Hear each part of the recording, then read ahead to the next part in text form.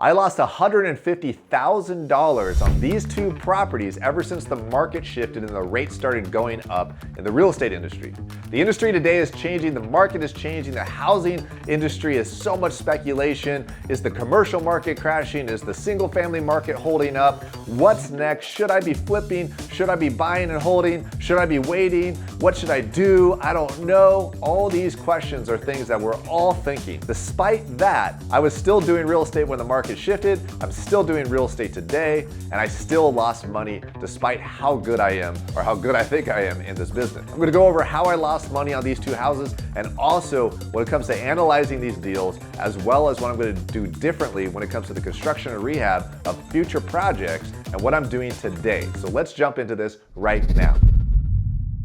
Now, I say because of the market shifting, that's kind of BS. There's a great book I love reading out there called Extreme Ownership. I bought these properties. I've been taking the risk for years. These are all my fault. Everything I'm about to share with you is my fault, which is also, because it's my fault, it also gives me the power to be able to make changes, so it can also be my fault to still make more money in real estate, despite the market shifting. There's always money to be made in any industry, in any market cycle, whether it's up or down, if you know what you're doing, for lack of a better word. Or you get really lucky, like some of us did as the market was skyrocketing up over the last few years. I digress. So first off, what happened? So these two properties over the last 12 months, I lost a bunch of money on.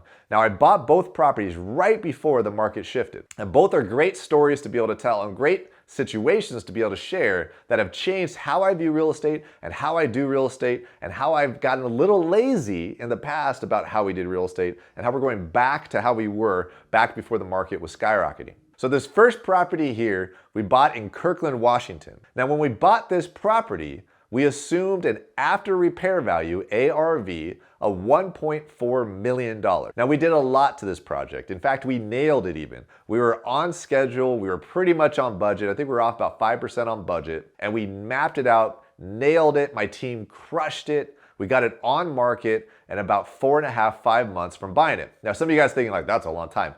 Not in Kirkland, Washington, and not when you're doing a $150,000 rehab budget on a property, and plus also waiting almost 2 months for permits. We nailed it on this one. Yet, despite the fact that we nailed it on the construction rehab as well as on the timeline, it got on the market right when interest rates started spiking. It got on the market in June 2022. It started staying on market in July, and it went from, when we bought the property, from 1.4, it jumped to 1.6 in April, and we're like, we're gonna make a lot of money on this house, and then it ended up selling at the end of July and closing in August of 2022 for $1.2 million. So it went from 1.4, 1.6 to 1.2, all within about a 4 or 5 month period. Crazy. Now, why did we sell it? Well, we sold it because that's what we bought it for, right? Was to flip it. Could we have controlled the fact that the after repair value went from 1.4 to 1.6 to 1.2? No, there's nothing we could have done about that. When the rehab was on point, the comps were on point, everything said we were good to go, yet rates changed, which deep down inside we knew, I definitely knew the rates were going to change soon. I just didn't know when. I made one more bet. I made one more bet that didn't work out. And on this property, we lost roughly around $80,000, $90,000. Sometimes we do this business and our bets don't work. Just always remember, this entire business is about mitigating risk. I say that over and over again in a lot of my videos and a lot of things we do in this business. We're about mitigating risk. You mitigate risk through more education and through more data and more problem solving and more SOPs and more processes and more systems and all that great stuff allows you to mitigate risk in this business. But at the end of the day, there's only so much risk you can mitigate, especially if you're trying to get a high return. And we're ultimately guessing at the end of the day based on the education we have. So we're educatedly guessing on these deals. You can never have a for sure thing. You could just basically, sooner or later, you're not gonna bat 100 anymore, right? Or bet 1,000, sorry. Sooner or later, you're gonna have a few misses. That's part of this business. The hopes is if you have a miss, it doesn't bankrupt you because you've been saving your money, you've mitigated your downsides, you've done the best you can to be able to budget, and you've done the best you can to be able to execute your business plan. So despite all that, the first thing that we're changing in our business, or let me reiterate, the first thing that we're diving into more hardcore than we've ever done before is when it comes to pulling comps. We've always pulled comps on our properties. We've always analyzed risk through pulling comparables, comps, on properties. We pull as-is comps, and we also pull after repair value comps. Now, when we're pulling these ARV comps, which most of us know what these are, we're getting more niche-y. We're figuring out which properties came online now, which properties came online that are sitting on market, which properties did they do a higher end finish, did they do a lower end finish? Is there a way that we don't have to be the best property on the market in that neighborhood? Can we do a little bit less of the best and still hit our numbers that we need to have, so we're not competing against the highest price property? We don't want to be the highest priced property in a market in a specific area. We want to be the most affordable, or we want to be the one that most people want in some capacity because we're a little bit less. So we're analyzing these deals to not be the top of the market anymore. We're analyzing these deals to be kind of in the middle. So it's a good property, fixed up nicely, and it's going to get us the return we need, but also not sit on market. So our second thing that we're really highly focused on when it comes to what we learned from this property and other ones like it is we're really focused on CDOM, continuous days on market. That's how long are these properties sitting? See, I've been spoiled over the last few years. I've been sitting here in Seattle, Tacoma, Washington, flipping like a crazy man, right? Even our rentals, not lasting more than maybe 2 or 3 days on market. And when a property goes to 7 days, we're like, oh my God, that's like 100% increase, all right? Which is a joke, right? So when I got started in this business, really, really hardcore, I got started back in 2010, or hardcore in 2010. I technically got started in 2005. But I started really flipping houses in 2010, 11, 12, 13, and so forth. CDOMs, continuous days on market for us, we bet 60 days on average, minimum, on some of our properties. We would just say, all right, it's at least 60 days, even in the Seattle, Tacoma area. We just assumed that it was gonna take that long. When we got lazy is that we started going like 3 days max, 7 days max, 10 days, oh my God, let's drop the price, right? That happened over the last few years, and some of you guys know that. So we start adding in time on the market. Some areas in the US today are sitting on market for 100 plus, 150 days, and so forth. So what's your continuous days on market for your neighborhood? Don't guess that it's just gonna get overpriced and overbid. It's probably not, right? So we're betting on 30 to 60 days on average that we're gonna be on market, and we're adding that time for our market where we are. Where you are, it's gonna be different. You might need to bet 90, 100, 150 days. Who knows with what market you're in? Maybe it's 2 weeks. But figure out what the average days on market is for your neighborhood that you're listing your house. And then maybe add and double it just in case. That's something that we're doing for holding time and expectation. It's one thing to sit there and know that it's gonna give you 60 days to be on market and be okay with that versus thinking it's 30 and then it ends up being 60. I'd rather just bet on the 60 and be surprised when it's 30. Just like when it comes to construction rehab, if you assume everything's gonna go right, you're wrong. Just assume something's gonna go wrong and be surprised when it doesn't, and when everything goes right. So just assume something's gonna go wrong. Assume your property's gonna be on market longer, and the stress actually, believe it or not, dies down. It's great. The third thing that we're changing up on our process is something that we're going back again. All these things are things we've always done in the past. We just got lazy on over the last few years. For those of you guys that are brand new, you never really needed to do these things before until very recently. But the third thing is seller concessions. What is a seller concession? It basically means that when I list a house, I'm already going to put into my profit and loss sheet, my basically projections, that I'm going to have to give away something to the buyer. I'm going to have to have some sort of concession as a seller to the buyer. Very, very, very common, especially during the FHA days and during the REO days and so forth, pre-20s, right, back into 2012, 13, 14, 10, whatever. Very common, you're gonna give a 3% concession to a buyer to help with down payment, help them buy points down, and so forth. We haven't had to do a concession for years in the market that we've been in. We don't even look at that. Somebody does concession, go away. We're not giving you anything back, not at all. Now we're adding 3% minimum to our concession when we're analyzing a property. You might even need to think about going higher than that.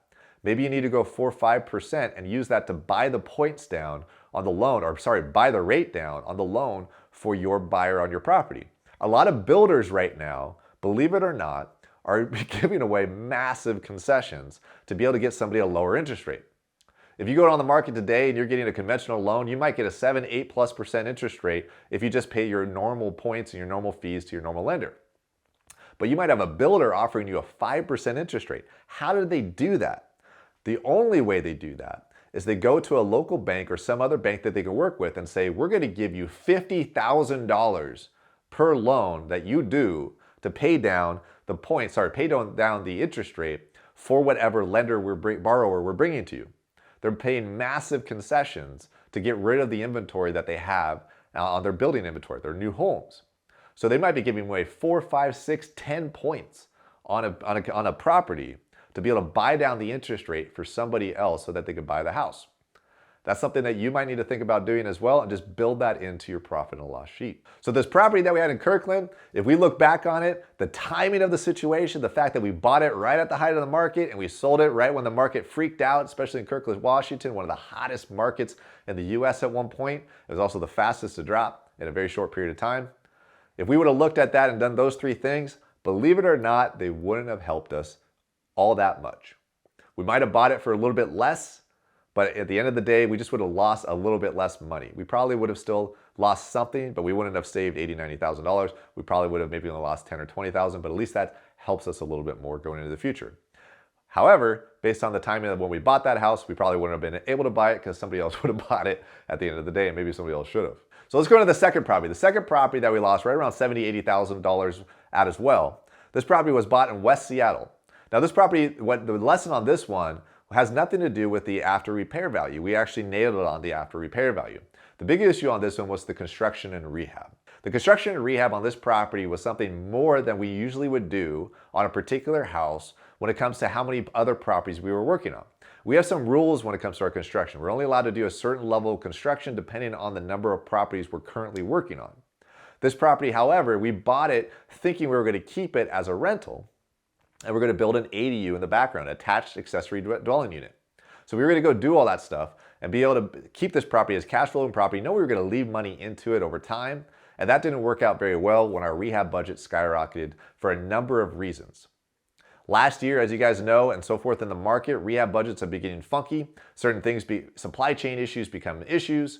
And when we bought this property, we ignored some of that because we were getting lucky over time with our construction and rehab, and we weren't really managing it as strictly as we used to manage it back in the day. So the biggest thing we're changing today, and something that we already changed, believe it or not, is getting hardcore on our construction and rehab budgets. We're sharpening those pencils as much as possible to narrow down what our construction and rehab is going to be. So that's the first thing when it comes to construction and rehab, and why we lost money on this property in particular is because our rehab budget went up. We went from a property down in the basement. But in the basement, for instance, we had to rip out most of the concrete there, level it all completely out and reframe it, and also put in an interior French drain. Two things we weren't really expecting to do in the beginning. To make matters worse, right in the middle of doing that, the labor unions there in the Seattle area, when it comes to truck drivers, believe it or not, all went on strike. So it was impossible for almost 3 months to get concrete in the Seattle-Tacoma area, specifically the King County area of Seattle. That set us back big time on this project.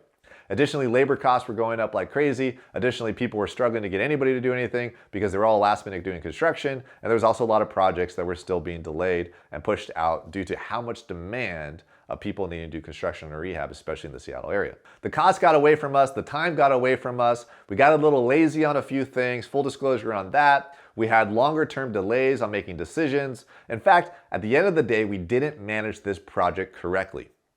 We were too hands-off, we ignored some of our own processes, and because of that, it bit us in the butt. So what are we doing differently? Majorly focused hardcore on our rehab budgets. What is our scope of work? Something we know how to do, something that as long as you're in this business, you should be doing more and more and more, which is fine-tuning your scopes of work. The challenge is most of us get in this business, we don't ever plan on becoming experts on construction or rehab. However, it is something in today's business, especially if you're going to do any kind of value add properties, you have to get good at construction and rehab, or somebody on your team needs to get really good at it. And that's for sure. Without a doubt, you can't do this business successfully if you're doing value add without mastering construction and rehab. That is this business. A lot of people say you make all your money on the buy. Absolutely. And you make even more money on the buy if you manage your construction or rehab appropriately, on time, on budget, every time, if you can, which is never going to happen. Spoiler alert. So besides sharpening our pencils and really narrowing down our rehab budgets, we're also going to narrow down our niche. Know your role. Know what level of rehab you and your team are comfortable at. What level of rehab are me and my team comfortable at with what geography we're in. If we're in our core area of Tacoma, Washington, we can handle almost any size of construction or rehab. If we go outside of Tacoma, like right now, I'm looking at investing in different states right now, I'm not going to be able to handle a $300,000 construction rehab project like I could in Tacoma, Washington, the same way that I might do on the East Coast, which is some areas I'm looking at right now. If I take the same processes that I thought that worked well with the same contractors in one market that I specialize in and try to duplicate that in another market day one, I might be in for a rude awakening. So know your niche, know your role, know your level of construction and rehab that you're comfortable at, and don't go over that until you know you can. Are you somebody that focuses on cosmetic rehabs? Can you add a bathroom? Can you not? Can you do a gut out down to the studs, construction remodel? Those things can get away from you, and if it's still something that you're not comfortable with, stay away from it until you can do it. And when you do it, do one of them. Don't do a bunch of them at one time. Just spoiler alert on that. So we're narrowing back down in our niche. We know our role. We're focusing hardcore on what we're good at and not getting outside that box. At the end of the day, what's your buy box? What's your buying criteria?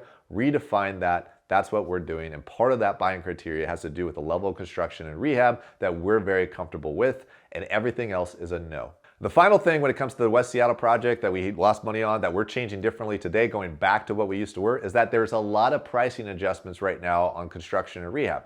Contractors have a lag time before they can catch up with supply and demand. There's been a huge amount of demand in the rehab and construction field for years that have jacked up prices, whether material shortages, labor shortages, you name it. Overabundance of jobs out there for contractors to do and not a lot of supply to be able to fulfill those jobs, therefore prices went up. But as rates have shifted and as people's appetites in real estate and construction have died down, there's a lag of when contractors were used to paying $100 an hour, right, for labor, to realize that's not the price that's going to get approved anymore, and they need to start lowering their price down. As that time happens, it might mean that our contractors that we're used to, that we started paying at a higher price in 18, 19, 20, 21, and so forth over the years, might not be the right contractors for us as the market shifts because they want to keep getting paid what we paid them in 2021, 2022. It might mean, and it does mean, that we have to go get new bids, build new relationships, go find the contractors that have adjusted their prices, or renegotiate with our current contractors saying, look, work's down, you want to keep working with us, this is the price that we can pay going forward on XYZ item. These are tough conversations that we have to have, but it's how we do this business. This is the only way to make this business work, is build great relationships with your contractors, right? But at the same time, making sure you don't go broke while you're doing it. So a subcontractor that we might go get 2 bids from, maybe we'll go get 5 now. Maybe that means that we have to stick somebody on our team just to go call contractors and get bids and bids and bids. Those are coordinators. Those are people finding contractors for us. It means you have to go do it yourself. Build a new team, new crew, or go back to the ones that you've worked with for years and start renegotiating down, or else you're just not going to be able to buy more houses and do more projects, which means they're out of work as well. So that's it, guys. I mean, it's pretty simple. We lost money. We bit the bullet. We got rid of these properties. They weren't going to be good ones for us to keep over the years and wait it out. So believe it or not, sometimes it's not good to wait it out. It doesn't get better all the time. A lot of the people that are struggling today that are recovering house flippers like myself, I say I'm a recovering house flipper not because I recovered as a house flipper, but because I got out of house flipping and started buying more passively. A lot of people that are actually recovering though, and have struggled over the last 12 months, are because of projects they bought before the market shifted. Get out of those. Find a way to stabilize them. Do what you got to do. They're not going to get better. It's not going to get easier. And I'm quoting myself right now, right here, as it is. The rates aren't dropping anytime soon, so don't bet on that. And that's September 2023 when I said that, right? I do not believe the rates are dropping anytime soon, so don't expect that to happen. So change your business, sharpen your pencils, reanalyze those comps, make sure you're double checking your continuous days on market, make sure you build in concessions into your pricing if that's what your market means you do. Sharpen your rehab budgets, find more contractors, get better bids, all that great stuff. Set your expectations right and get out there, because believe it or not, as the market dropped and as the market shifts or as your market stabilizes, there's a new bar to buy from, there's a new level to be able to analyze deals from, and get after it right now. You can comment, like, subscribe to this video. You can also follow me on Instagram at Tarl Yarber, and I'll see you on the next video. If you're in this business because you want to just supplement your income for retirement, it is a very different business strategy than living on the money. This is the biggest time portion of it, but if you do it right, it should be the least amount of time for you if you do it right. There's essentially 6 things that I think that everybody needs to systemize and simplify in their business in order to be able to do pretty much this entire business simplicity.